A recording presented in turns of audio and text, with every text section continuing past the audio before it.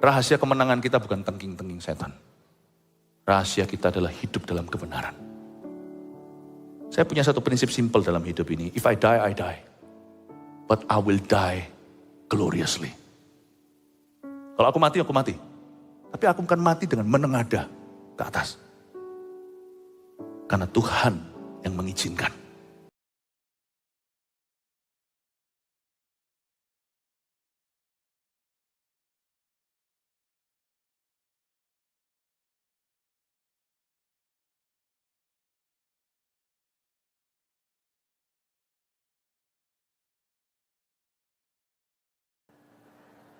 Puji Tuhan. Silakan duduk. Kita di kebaktian nomor 5 ini. Akhir pekan ini 8 kali ibadah. Saya bicara melampaui cerita palungan. Tapi saya bahas tentang kehidupan. Firman selengkap-lengkapnya. Untuk mempersiapkan Anda memasuki tahun menabur dalam doa. Dan menuai sukacita. Kita harus bisa berdoa dalam segala keadaan. Termasuk berdoa di kandang singa. Inilah menunya 8 kali. Dan setiap ibadah tentunya beda. Saya tunjukkan kondisi apapun kita harus sanggup berdoa dan mencapai kemenangan dari Tuhan. Nah sekarang kita masuk di ibadah yang berjudul doa di kandang singa dan menuai pemeliharaan Allah. Kita buka sama-sama di Daniel pasal yang ke-6. Ayat 17 sampai 25.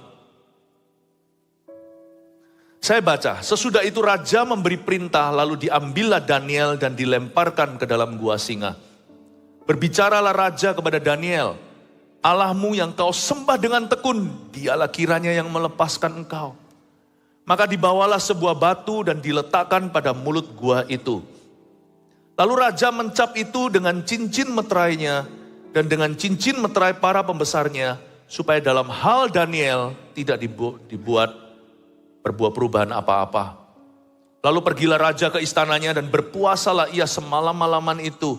Ia tidak menyuruh datang penghibur-penghibur dan ia tidak dapat tidur. Pagi-pagi sekali ketika fajar menyingsing bangunlah raja dan pergi dengan buru-buru ke gua singa. Dan ketika ia sampai dekat gua itu berserulah ia kepada Daniel. Dengan suara yang sayu. Berkatalah ia kepada Daniel, Daniel, hamba Allah yang hidup, Allahmu yang kau sembah dengan tekun, telah sanggupkah ia melepaskan kau dari singa-singa itu? Lalu kata Daniel kepada raja, ya raja, kekalah hidupmu. Allahku telah mengutus malaikatnya untuk mengatupkan mulut singa-singa itu, sehingga mereka tidak mengapa-apakan aku. Karena ternyata aku tidak bersalah di hadapannya. Tapi juga terhadap Tuanku ya Raja, aku tidak melakukan kejahatan. Lalu sangat sukacitalah Raja dan ia memberi perintah. Supaya Daniel ditarik dari dalam gua itu. Maka ditariklah Daniel dari dalam gua itu dan tidak terdapat luka apa-apa padanya. Karena ia percaya kepada Allahnya. Raja memberi perintah. Lalu diambillah orang-orang yang telah menuduh Daniel dan mereka dilemparkan ke dalam gua singa. Baik mereka maupun anak-anak dan istri-istri mereka. Belum lagi mereka sampai ke dasar gua itu. Singa-singa itu telah menerkam mereka, bahkan meremukkan tulang-tulang mereka. Hidup kita itu seperti di kandang singa setiap hari. Sadarkah Anda Yesus berkata begini, kamu kuutus seperti domba ke tengah serigala. Apa bedanya sama kandang singa? Orang Kristen anak-anak Tuhan itu hidupnya selalu berada di minoritas. Boleh kita minoritas secara angka, tapi jangan minoritas secara mentalitas. Tuhan suruh kita tidak takut sama singa, tapi takut sama singa dari Yehuda. Tahukah Anda bahwa bahaya apapun yang menanti kita 2023, karena setiap tahun pasti ada up and down-nya. Kalau Anda tanya tahun depan nubuatan apa? Tahun depan sama saja. Yang beda itu kitanya. Setiap tahun tuh undang-undi 11-12 selalu ada ups and downs-nya. Selalu ada suka duka. Di bawah kolong matahari ini gak ada yang baru, kata pengkhotbah. Yang beda adalah kita. Kalau dulu kita diterpa masalah nggak bisa berdoa, tahun depan kita diterpa masalah, justru kita berdoa dan kita akan mengalami penyertaan serta pemeliharaan Allah. Bisa nggak kita berdoa sama Tuhan ketika kita terhimpit sesuatu, ketika kita sedang terancam? Jangan hanya bisa berdoa di dalam gereja ketika semuanya aman, atau kita berada di terang benderang. Kita juga harus melatih diri beribadah saat kita berada di dalam titik gelap atau titik rawan. Dalam hal ini, kandang singa yang Daniel hadapi adalah singa beneran. Tapi yang kita hadapi adalah bahaya sehari-hari. Saya ingin sekali sebagai gembala sidang melengkapi domba-domba Kristus yang dipercayakan pada kami. Bagaimana caranya berjalan sama Tuhan bahkan di dalam lembah kekelaman. Bagaimana mengalami tongkat dan gada sang gembala. Kalau saya tidak mempersiapkan Anda di arus bawah, nanti di arus ini banyak orang yang akan hanyut. Banyak orang akan hilang. Jemaat, kami mengasihimu, kami ingin Anda sukses dan berhasil tahun depan. Tahun depan sih jangan bergantung sama keadaan kondisi. Iman kita gak bergantung itu. Miliki prinsip di dalam hidupmu. Miliki prinsip ilahi. Doa di kandang singa. Karena orang yang bisa doa ketika kepepet sesuatu, orang itu akan menuai sesuatu dari Allah. Pemeliharaan Allah tak akan kunjung henti dalam dirinya. Coba saya jelaskan sekarang satu persatu. Bagaimana caranya kita itu mengalami pemeliharaan Tuhan ya. Sesudah itu raja memberi perintah ayat 17. Lalu diambillah Daniel dan dilemparkan ke dalam gua singa. Sedikit background story atau latar belakang. Daniel ini banyak orang yang iri. Sebagai orang percaya, kita itu notabene tidak disukai. Misalnya, kita bicara dikit aja tentang LGBT, sudah dianiaya oleh seluruh bumi. Gak gampang jadi orang percaya di zaman edan ini. Zaman dulu pun tidak mudah. Tapi lebih dari itu, kalau orang percaya anak Tuhan diberkati, banyak yang iri. Kalau dipakai Tuhan, banyak yang bicaranya miring. Tahu nggak, hidup ini lebih gampang kita itu dizolimi daripada kita itu diberkati oleh sesama kita. Karena itu biasakan dirimu, dengarkan auman singa. Wow. Belajar bisa tidur di tengah auman itu. Ngapain overthinking dibawa-bawa ke dalam tidurnya? Ngapain kita stres sampai keesokan hari? Susah sehari kan untuk sehari. Nikmati setiap auman singa itu seperti musik di telinga. Jikalau hati kita memuji Tuhan. Gak ada auman singa maupun serigala lolongannya itu akan menakutkan. Kalau kita itu menyembah Tuhan, Tuhan bertata di atas pujian. Apa yang merupakan raungan bahaya bisa berubah menjadi melodi kesaksian. God can turn your greatest test into your greatest testimony. Allah bisa mengubahkan ujian imanmu terberat menjadi kesaksianmu yang paling hebat. Katakan amin dong. Harus percaya, tapi kuncinya, jembatannya antara ini dan itu, antara tes dan testimoni, antara ujian pencobaan dengan kesaksian kemenangan, itu seringkali adalah doa. Bukan ketaatan, doa dulu. Karena kalau kita nggak doa, kita akan susah taat. Tak sanggupkah kamu berdoa dengan aku sejam saja, kata Yesus di Getsemani, supaya kamu jangan jatuh dalam pencobaan. Banyak doa, banyak kuasa. Kurang doa, kurang kuasa. Tidak berdoa, tidak berkuasa. Nggak ada kuasa Allah, hanya kedagingan. Paling cuman koneksimu. Paling cuman kepinteran, kefasihan lidahmu. Paling cuman pengalamanmu. Yang nggak tentu itu berhasil lain kali. Doa itu benang merahnya, silver lining. Kalau kita doa, tidak otomatis kita taat, tapi doa memberi kita kuasa untuk taat. Tapi kalau orang hanya mau taat aja, pikiran positif, willpower, atau kemauan keras, orang begitu biasanya jatuh kalau bersandar pada kekuatannya. Doa. Tapi doa itu gampang kita bunyikan kalau segala sesuatu aman. Doa itu susah waktu kita sedang dalam bahaya. Malah justru doa yang di dalam bahaya itu yang mengundang pemeliharaan Allah. Kita minta sama Tuhan glory. Kita minta kuasa kebangkitan. Dikasih salib, kita gak mau pikul.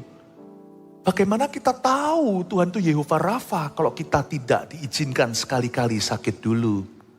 Bukan Tuhan kasih penyakit loh ya.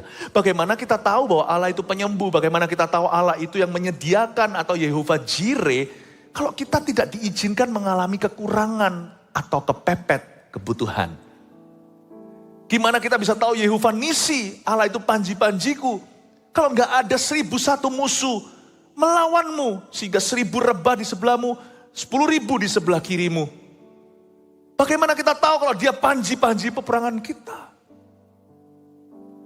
Jadi jangan kita marah kalau kita diizinkan sekali-kali berada dekat sama singa. Itu karena Tuhan ingin menunjukkan pemeliharaan.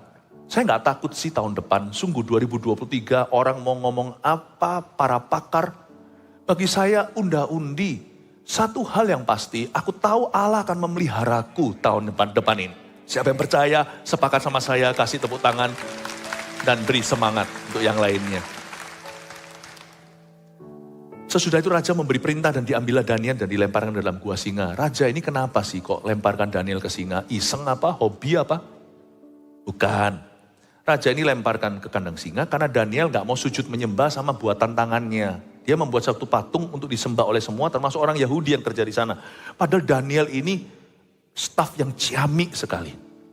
Daniel ini lebih pintar, lebih pandai, lebih produktif, lebih efektif daripada semua PhD, S3 yang menduduki administrasi raja.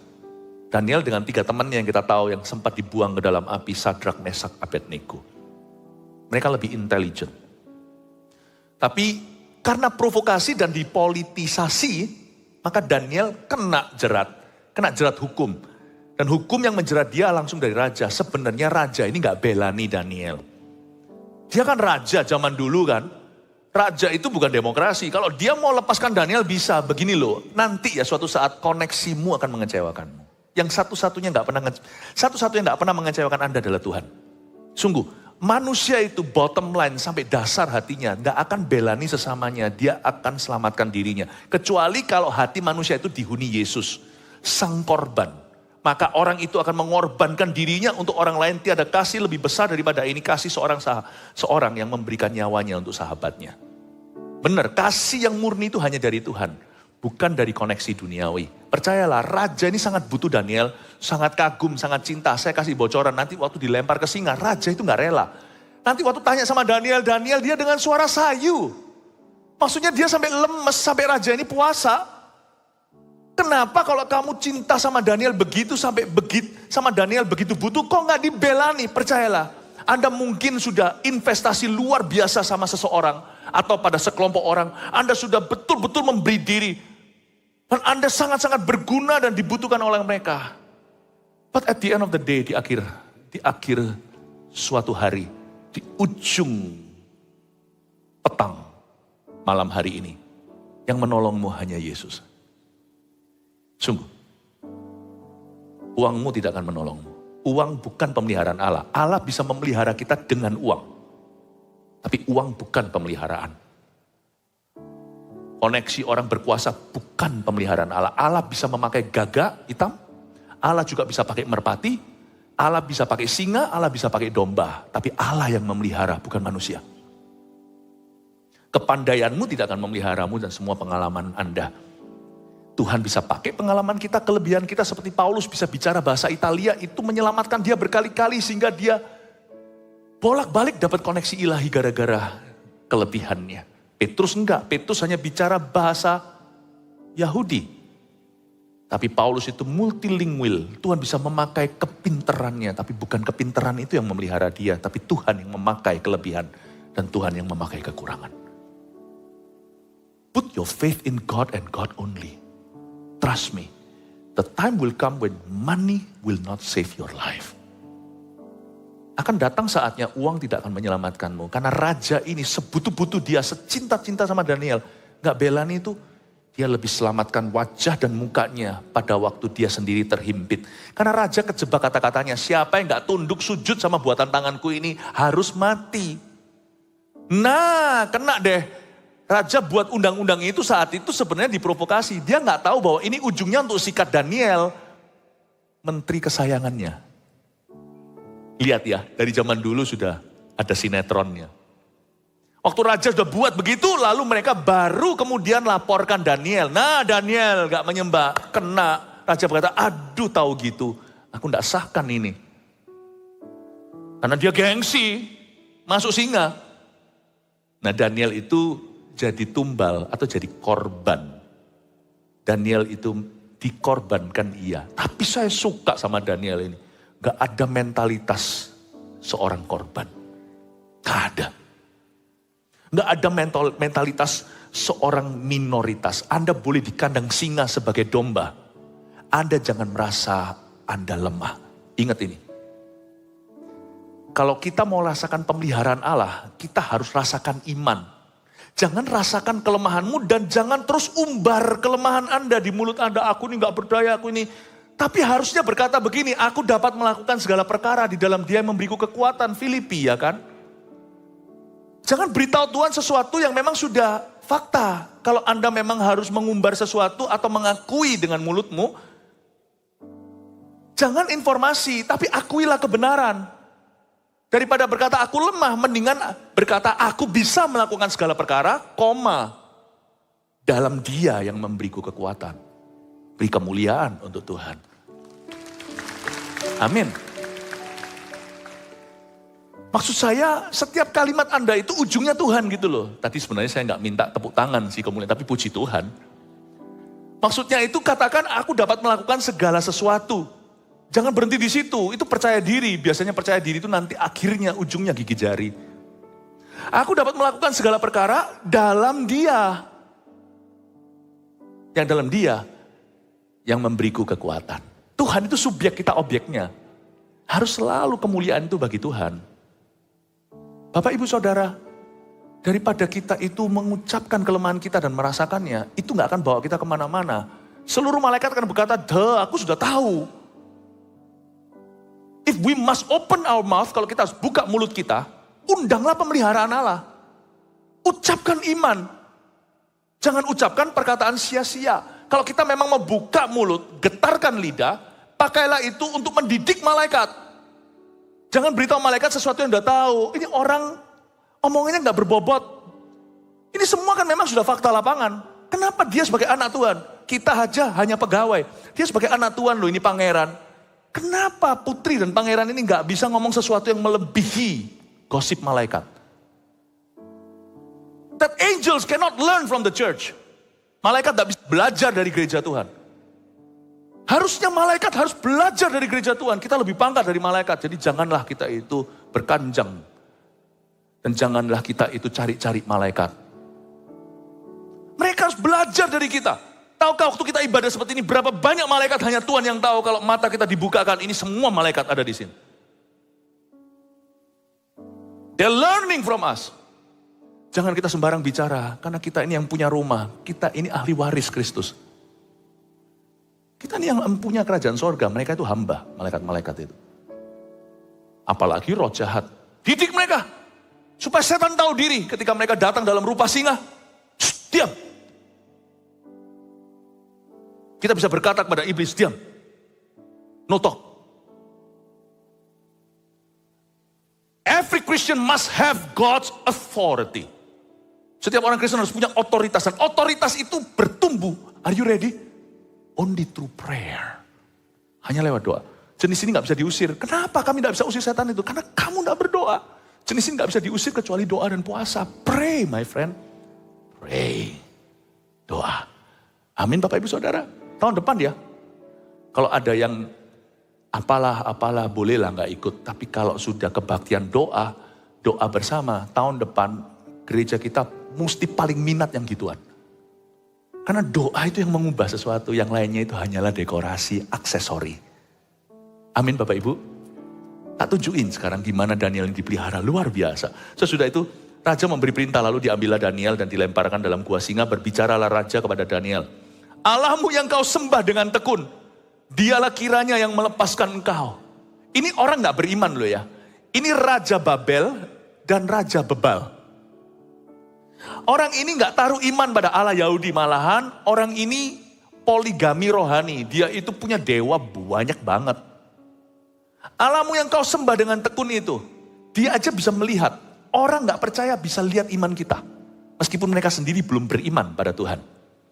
Allahmu yang kau sembah dengan tekun. Bisakah orang dunia melihat iman Anda itu genuine atau asli? Karena itu anak-anak Tuhan jangan main-main dengan kata, oh haleluya dan sebagainya. Jangan pakai nama-nama itu. Kalau Anda menyebut haleluya, hendaklah saat Anda sedang menyembah atau Anda mengagungkan Tuhan. Jangan gampang-gampang haleluya, halelupa atau apa. Jangan pakai nama itu, meskipun sebutan itu. Karena itu cara kita address Tuhan.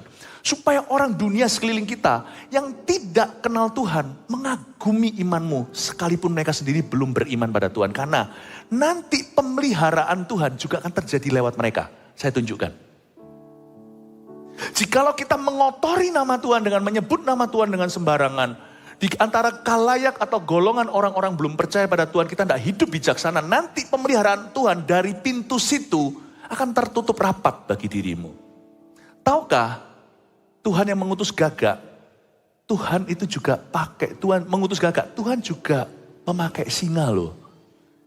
Coba kita lihat ya, akhirnya singa itu bersahabat sama Daniel. Jikalau Tuhan beserta kepada seseorang, musuh orang itu pun didamaikan. Tuhan itu bukan hanya membuat hati raja berbelok ke arah Daniel. Sekalipun raja itu tidak takut akan Allah. Raja itu egois mikirkan dirinya sendiri. Tapi raja itu sangat mengagumi Daniel.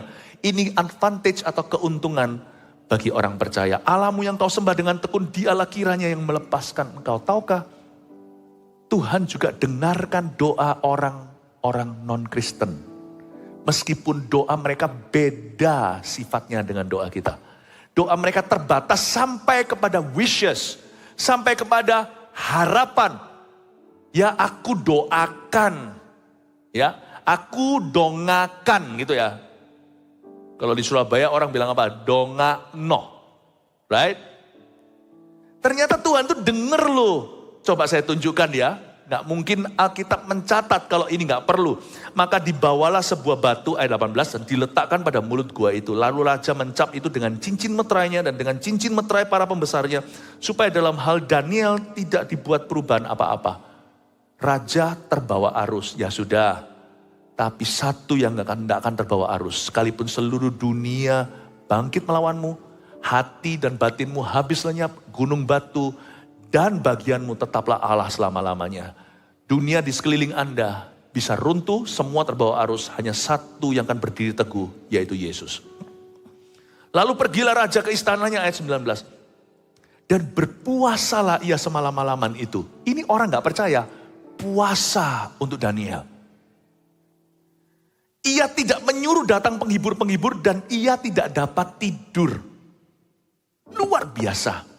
Coba saya jelaskan dulu di sini. Bahwa Tuhan mendengar doanya orang-orang yang tidak percaya Tuhan di sekeliling Anda.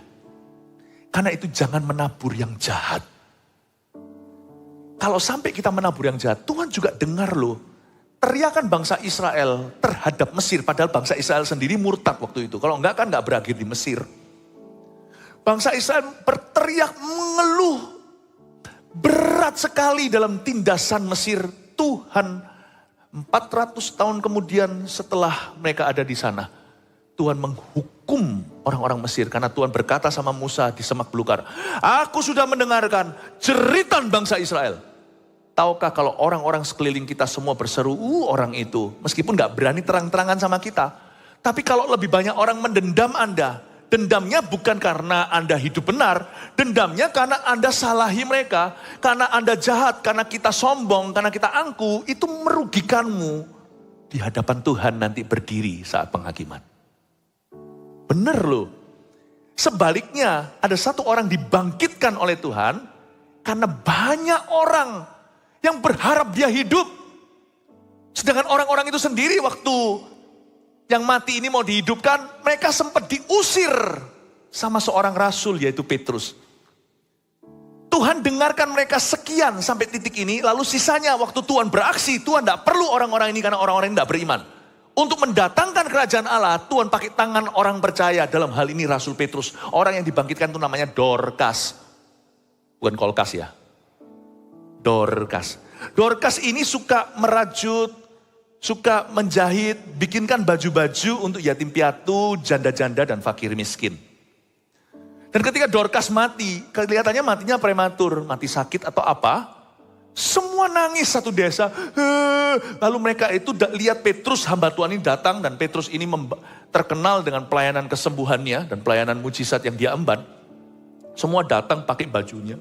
Ini loh bajunya dibikinin. Ini loh bayiku yang baru usia 3 bulan ini dibikinin bajunya seperti ini. Nangis satu desa dan itu naik membumbung tinggi ke sorga.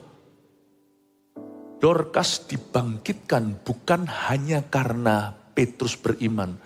Tapi satu desa, tanda kutip, berdoa puasa untuk orang ini. Meskipun yang doa puasa itu bukan orang Kristen zaman itu. Tapi Tuhan melihat keinginan mereka. Dan Tuhan tergerak. Tapi tidak terjadi apa-apa. Dorcas tetap mati. Tunggu orang percaya yang bangkitkan. Karena yang bisa mendatangkan dimensi kerajaan hanyalah iman kepada Tuhan Yesus. Gak bisa hanya doa kepada Allah atau Tuhan yang ada di atas sana. Tapi kalau semua orang is wishing you dead. Orang ini jahat. Di depan kita, mungkin di depan kita mereka senyum. Tapi di belakang kutuki kita. Tahu nggak di Hong Kong dulu sebelum pandemi. Zaman dulu ada jasa di bawah jembatan. Anda bisa beli, bayar. Lalu dia pakai bakya atau klompen itu. Foto orang yang kau benci. Biasanya mereka benci sama bosnya. Ditaruh di situ lalu dikutuki. Tok, tok, tok, tok, tok, tok, tok, tok. Sambil dikutuki. Lucu ya superstisi, kalau di mana-mana ada yang namanya orang kalau jualan, kalau sudah dapat uangnya terima gitu ya. Beberapa penjual itu langsung berkata laris, laris, laris, laris, laris, laris. Saya pernah sekali lihat orang gitu, saya berkata, gak usah laris-laris Pak. Tuhan memberkatimu, gak perlu dikebas-kebas. Tapi Tuhan dengarkan keinginan Anda, semoga Anda diberkati, God bless you. Ada juga orang yang kutuk-kutuk, biar mati lu, mati muda lu, kena kanker lu. Biar turun-temurun nanti semuanya orang gila. Biar gak ada yang bahagia. Biar kan gak ada anak laki. Misalkan, karena di Hong Kong kan. Gak ada anak laki, gak ada keturunan yang akan melanjutkan marganya. Wah dikutuki. Kira-kira Tuhan dengar gak ya? Tuhan gak dengar karena sang profesional itu yang melakukan. Itu orang kan lakukan demi uang. Tapi kalau wajah itu terus muncul ke sorga. Dikutuki sama semua tetangganya. Saya rasa nanti kalau orang itu mati gak bangkit sih. Gak bangkit.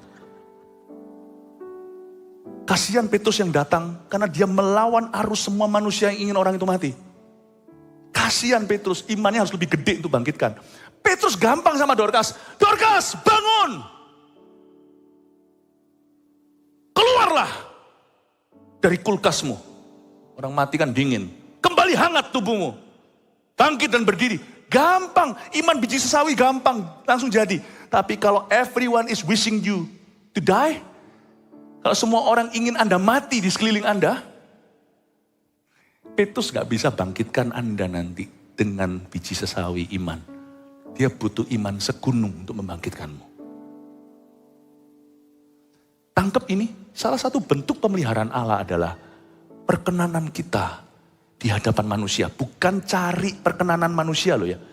Tapi bagaimana manusia itu sekeliling kita berkenan. Karena itu nanti tahun depan jangan hanya tabur ke Tuhan. Taburlah ke sesamamu dalam kebajikan dan kemurahan. Percayalah, in the long run for you and your family, untuk Anda dan keluarga Anda, untuk kita, itu jauh lebih berguna di hadapan Allah.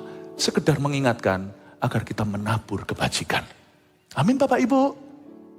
Salah satu bentuknya, buktinya nanti yang nolong Daniel, raja yang sama itu. Siapa yang lemparkan musuhnya akhirnya masuk ke kandang singa. Itu sebelum sampai ke dasar baru diturunkan, udah dicabik-cabik sama singa-singa itu. Siapa yang nurunkan? Siapa bertitah? Titah siapa? Titahnya raja. Lucu ya. Tangan orang berdosa yang menyerahkan Daniel ke kandang singa. Tangan orang berdosa pula yang mengeluarkan dia dari situ. Untungnya Daniel itu wangi namanya. Bukan hanya di hadapan Tuhan. Tapi dia wangi sama sesamanya. Jadi kalau Anda hidup dalam ketulusan selama ini selalu disalahgunakan, gak apa-apa, itu gak akan selamanya kok. Anda tuh akan belajar lebih pintar. Jangan tinggalkan ketulusan, jangan trauma dan berkata, aku kalau tulus aku dibully terus. Tulus dulu, cerdik gampang belajarnya. Bukankah Tuhan berkata, tulus seperti merpati, cerdik seperti ular. Kalau kita harus pilih, saya pilih tulus dulu. Kalau kita sudah terlanjur jadi ular dulu, terus nanti mau jadi merpati, susah. Saya mending jadi merpati dulu, lalu berapa kali ada elang dan saya nyaris hilang. Lalu lama-lama, tulus tetap tulus, tapi saya ngerti gimana kamuflase atau menyembunyikan diri ketika ada Raja Wali. Tulus dulu, lalu belajar cerdik. Merpati dulu, baru belajar jurus ular. Sebab orang yang sudah ular dulu, sulit jadi merpati bahkan di dalam gereja, paham?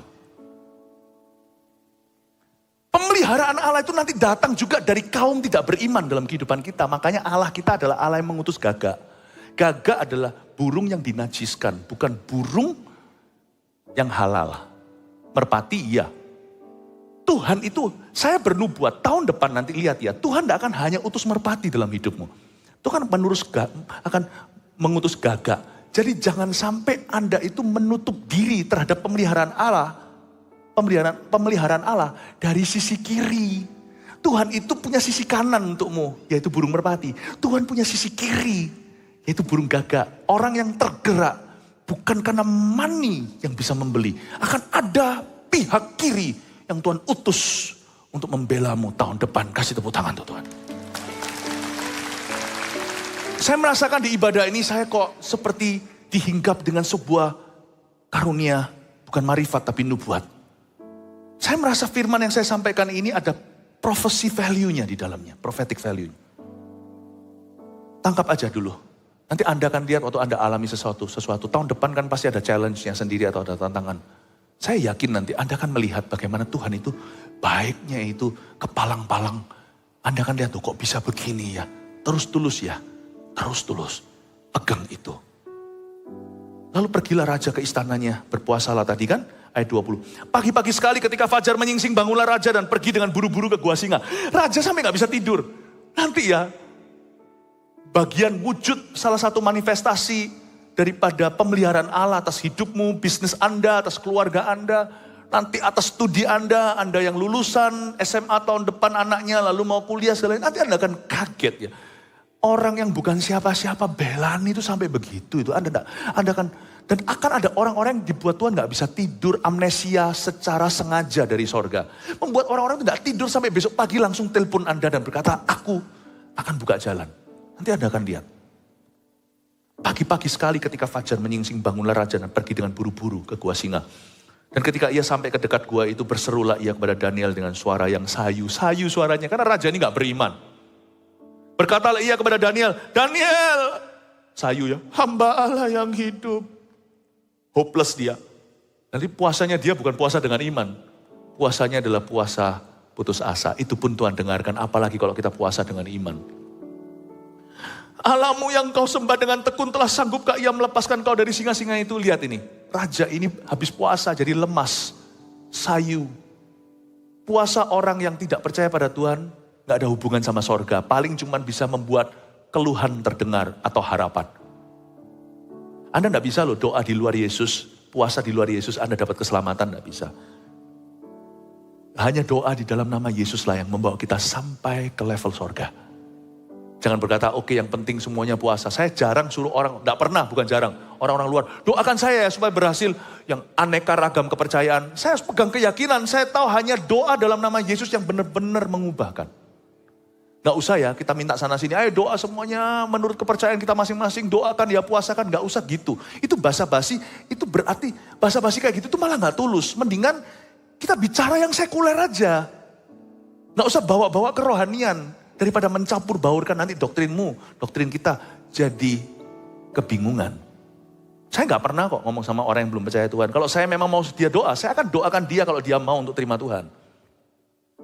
Jadi apa yang saya sampaikan tadi puasa dari kalangan orang-orang yang belum percaya itu gunanya sebatas itu aja. Membangun sebuah kondisi di hidupmu sehingga subur setiap kali apapun yang ditabur. Dalam dirimu apapun yang ditabur itu jadi. Itu karena Tuhan melihat ada perkenanan manusia. Kalau sama manusia aja gak dikenan, apalagi sama Tuhan. Bagaimana kita bisa mengasihi yang gak kelihatan, kalau sama yang kelihatan aja kita gak bisa mengasihi. Amin Bapak Ibu. Dia dengan sayu berkata, Daniel hamba Allah yang hidup. Allahmu yang kau sembah dengan tekun telah sanggupkah ia melepaskan kau dari singa-singa itu? Lalu kata Daniel kepada raja, ya raja. Kaget rajanya. Dia kan sayu. Tapi Daniel dengan semangat, yes, Allahku sanggup. Nanti lihat ya, tahun depan itu akan menjadi kesaksian hidup. Hidup Anda akan dipakai Tuhan untuk menjawab sebuah pertanyaan besar di dunia ini. Sanggupkah Allahmu bebaskanmu dari ini? Sanggupkah Allahmu bebaskan kita dari itu? Sanggupkah Allahmu menyelamatkan dunia sekali lagi? Orang akan lihat hidup Anda, bisnis Anda, pekerjaan Anda. Lihat kesaksian keluarga Anda. Lihat bagaimana Allah bekerja. Dan mereka berkata, bawa aku ke gereja. 9 orang pegang puncak jubah, 1 orang Kristen berkata, take me to church. Because I see that your God is able. Bawa aku ke gereja karena aku lihat Allahmu bisa. Ini perbedaan anak Tuhan dan yang bukan. Yang kita tawarkan ke dunia bukan agama, tapi Allah yang hidup. The living God. Saya berdoa. Saya sampaikan ini sebagai kerinduan Tuhan. Saya tahu Tuhan ini bicara sesuatu lewat mulut saya kepada beberapa orang di sini. Jikalau bukan semua mengerti. He wants to turn you into a testimony. Hidup Anda akan dibawa, Tuhan ingin jadikan sebagai sebuah kesaksian dan jawaban bagi dunia. Melalui pergumulan Anda, akan ada kesaksian ke seluruh anggota keluarga Anda yang belum percaya Tuhan. Ternyata Allahnya orang Kristen, ini bahasa dunianya. Ternyata hidup. Saya harap itu yang akan orang ucapkan tentang Anda. Ini saya sebut skenario singa-singa bersahabat. Mau tahu kenapa Daniel gak dimakan sama singa? Singa itu pasti lapar. Gak mungkin lah. Kalau ini sebagai singa hukuman pasti dibuat lapar ya kan? Misalkan kalau eksekusi dimasukkan ke situ buaya atau singa. Gak mungkin buayanya dikenyangkan. Mereka kan pasti mau melihat satu show. Gimana dicabi-cabi. Pasti dibuat kelaparan sekali. Tapi kenapa? Pernah mikir gak? Kenapa singa ini kok gak nafsu makan Daniel? Padahal Daniel itu gak kurus-kurus banget.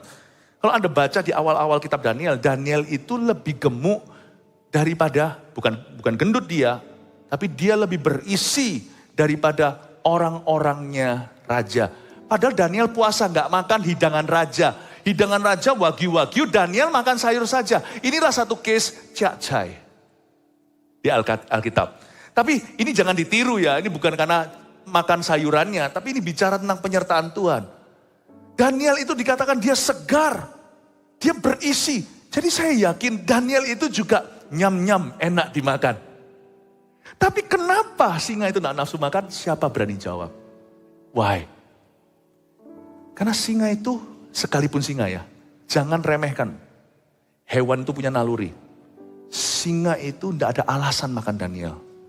Karena singa itu semua mengagumi Daniel. Anda gak akan dimakan oleh yang mengagumi Anda. Buat musuhmu kagum sama dirimu. Jangan buat mereka takut. Karena takut itu tidak selama-lamanya. Ketika kita berkuasa, kita ditakuti. Ketika kita enggak, di ICU, semua orang kan syukuri. Kalau Anda memang mau mengalahkan dunia, buat mereka kagum. Singa-singa itu tidak nafsu makan Daniel. Lihat, waduh ini kakak sesepuh, wow, semuanya begini. Kalau bisa saya mau jadi berguru sama Anda. Mereka satu-satu singa itu berkata, sefu Daniel. Wow. Gak berani. Singa-singa itu lewat pun begini. Permisi. Saya bisa bayangkan, singa-singa itu gak jahat. Karena ini ciptaan Tuhan, ini bukan singa setan. Singa-singa itu gak nafsu makan. Tapi ketika giliran musuh Daniel dilemparkan ke bawah, mereka sekarang berkata, ini kau menjijikkan. This is food my friends. Bro, makan. Makanlah semua singa itu. All you can eat.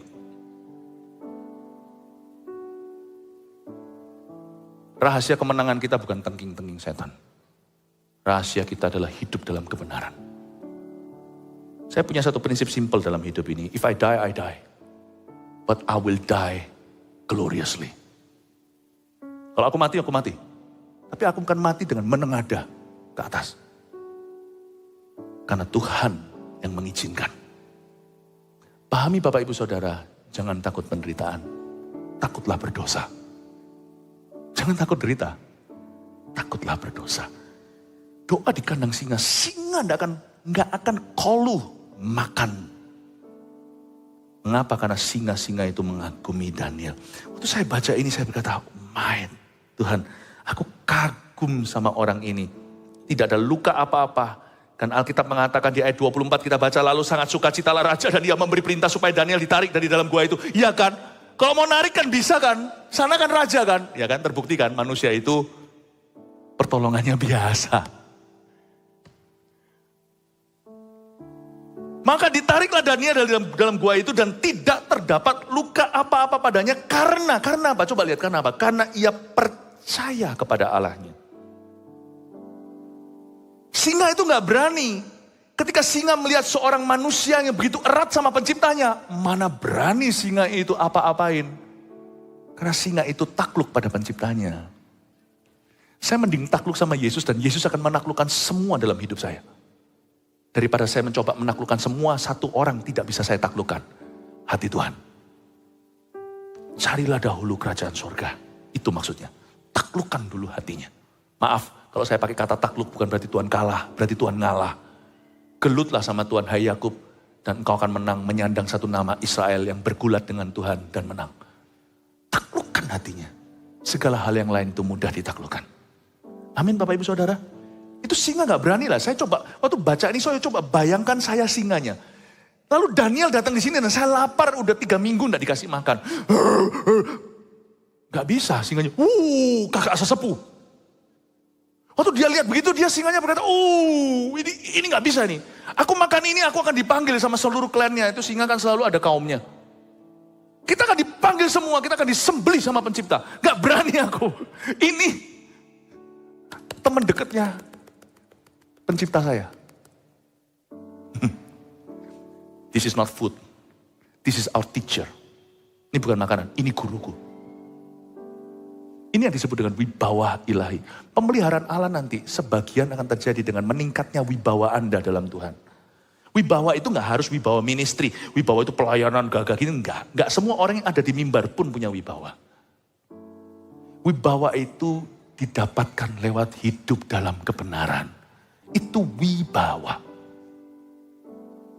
Ada banyak cerita, saya gak ada waktu aja ceritakan bagaimana Yohanes dulunya anak halilintar, sekarang menjadi anak Rasul Kasih. Dia itu Yohanes itu ditaruh di kandang singa. Maksudnya Yohanes satu-satunya dari semua rasul yang gak mati. Saya bisa buktikan, beliau ada di sini. Oh bukan ini Pak Yohanes welcome home, bukan ini. Yohanes Rasul Kasih itu yang di Alkitab.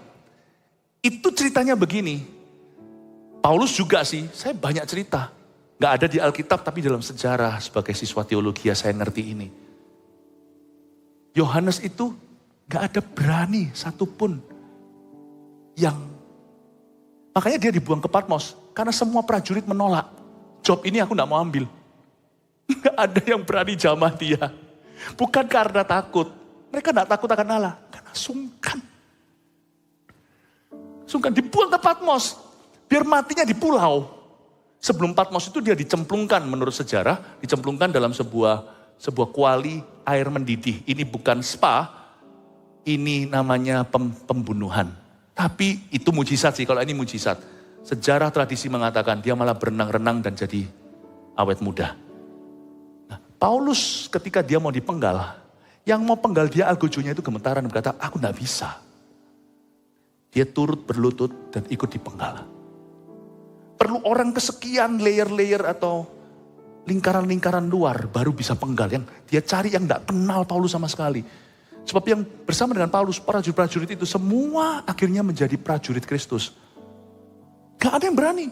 Itu Paulus sejarahnya berkata begini. Dibunuh di Kolosium Roma, Itali. Di hari yang sama Petrus disalibkan terbalik di sebuah lapangan sekarang di Italia. Itu tempat asalnya di situ. Aslinya. Paulus berlutut, semua berlutut di kanan kirinya, ikut mati semuanya. Dia berkata, aku gak bisa bunuh yang ini, aku mendingan mati daripada bunuh dia. Gak langsung awal-awal Paulus gitu, enggak. Kalau Anda cicil terus instalasi hidup tekun dalam kebenaran seperti yang tadi katakan Daniel oleh rajanya. Hai Daniel, Allah yang kau sembah dengan tekun. Kalau kita menyembah Tuhan dengan tekun, bukan lip service, tapi sembah dengan kehidupan juga. Niscaya nanti hidup Anda itu penuh dengan Wibawa ilahi. Sungguhan. Penuh dengan wibawa. Dari situ nanti keluar perlindungan Allah. Paulus mati bukan karena dibunuh. Dia mati karena menyerahkan nyawa. Jangan takut, tidak semua orang dipanggil martir. Tapi semua orang dipanggil martir hidup untuk Kristus. Hiduplah untuk Tuhan. Doalah di kandang singa. Jangan menjadi orang kepahitan, jangan benci, jangan membalas. Saya yakin Tuhan itu nanti akan pelihara Anda dengan cara yang luar biasa. Saya kasih 3 poin sederhana untuk Anda bawa pulang ke rumah, rangkuman dari yang saya jabarkan. Doa di kandang singa dan menuai pemeliharaan Allah. Nomor 1, belajar apa dari cerita Daniel ini?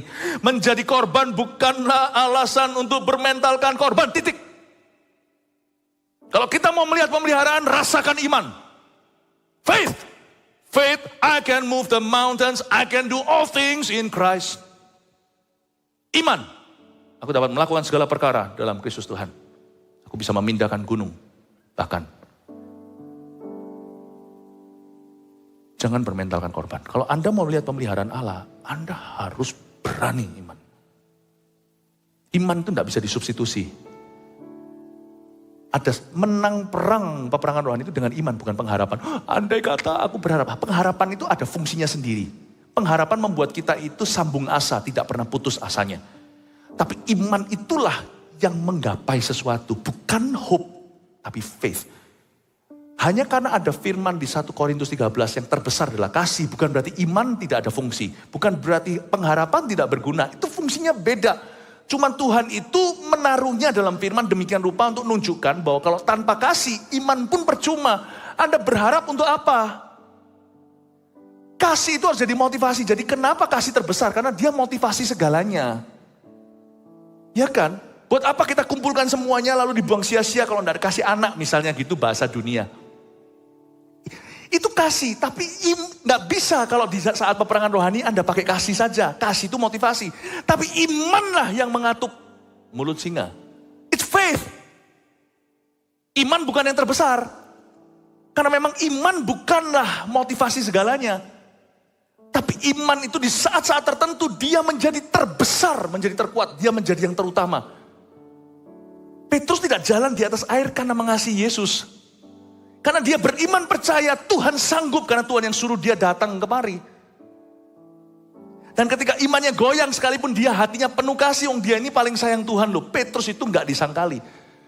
Tuhan tanya, do you love me? Itu pada satu murid ini. Do you love me more than this? Kamu mengasihi aku lebih dari yang lainnya. Itu hanya pada Petrus. Yohanes paling dikasih Yesus. Tapi Petrus paling mengasihi Yesus. Kenapa dia waktu jalan di atas air. Kasihnya tetap membara untuk Tuhan. Badai taufan loh, dia tetap mau datang dekat sama Tuhan. Ketara kasihnya itu kayak apa? Yohanes aja diem aja di sana, nggak tentu anak yang paling disayangi itu yang paling berguna dan jadi pemimpin nanti. Petrus itu paling sayang waktu Tuhan Yesus bangkit. Ingat, semua murid-muridnya itu mendayung. Yang ketahuan dulu Yohanes karena Yohanes paling dekat itu guru. Tapi hanya Petrus yang cemplung dengan baju. Dan basah kuyup padahal sampainya sama perahu. Lihat terus. Kasihnya tidak usah dipertanyakan. Dia selalu mengasihi Yesus. Tapi mengapa? Why? Ketika dia jalan di atas air lalu dia tenggelam. Dan Tuhan pungut dia dan berkata, mana imanmu? Kenapa kau ragu? Love doesn't make you walk on water. Kasih tidak membuatmu jalan di atas air. Faith does. Iman. Banyak orang Kristen tidak gunakan imannya. Makanya kita jadi tubi-tubi oleh setan. Dan kita kira itu Tuhan. Faith, iman. Berimanlah, rasakan iman. Jangan menjadi korban atau bermentalitaskan minoritas. 2, justru saat tidak berdaya berdoalah agar Tuhan menjadi nyata. Gunakan imanmu itu tadi. 3, setelah berdoa, tinggallah dalam iman doa itu agar terpelihara oleh janji Allah. Mana ayatnya Daniel berdoa? Memang gak ada. Tapi saya percaya Daniel doa. Karena Daniel itu seorang pendoa. Dia masuk gua singa juga gara-gara dia berdoa kepada Allah yang hidup. Kepada Allah Israel. Ya kan? Tapi kalau Anda baca di ayat-ayat ini. Terkesan seolah dia gak doa setiap jam, setiap waktu-waktu. Dia di tengah-tengah singa. Di dalam kandang mereka. Daniel gak berdoa terus. Enggak.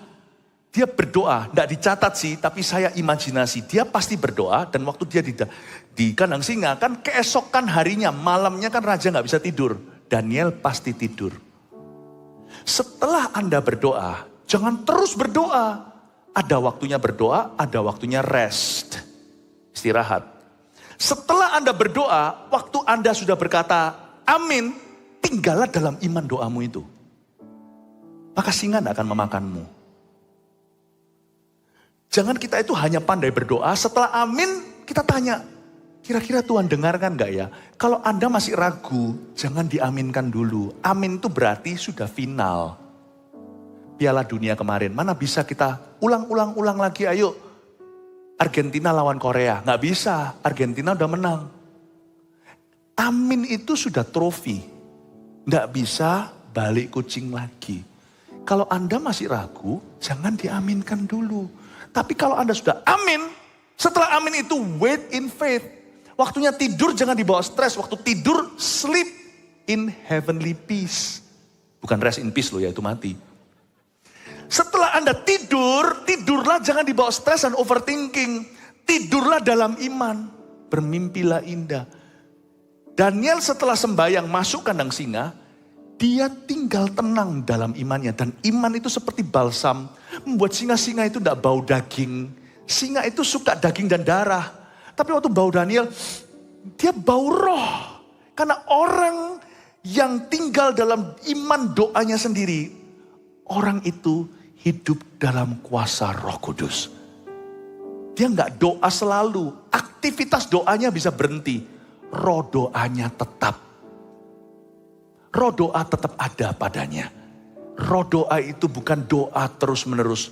Roh doa itu setelah amin. Tinggallah dalam percayamu. Janganlah perotolin doamu sendiri setelah amin. Amin Bapak Ibu Saudara. Doa di kandang singa menuai pemeliharaan Allah. Jangan bermentalitas korban. Menjadi korban bukan alasan untuk bermentalkan korban. Justru saat tidak berdaya berdoalah agar Tuhan jadi nyata. Dan setelah berdoa, tinggallah dalam iman doa itu agar terpelihara. Masih belum keluar dari kandang singa? Nikmatilah kandang itu setelah Anda berdoa. Karena ada Tuhan di sana. Tinggallah dalam iman. Haleluya. God bless you.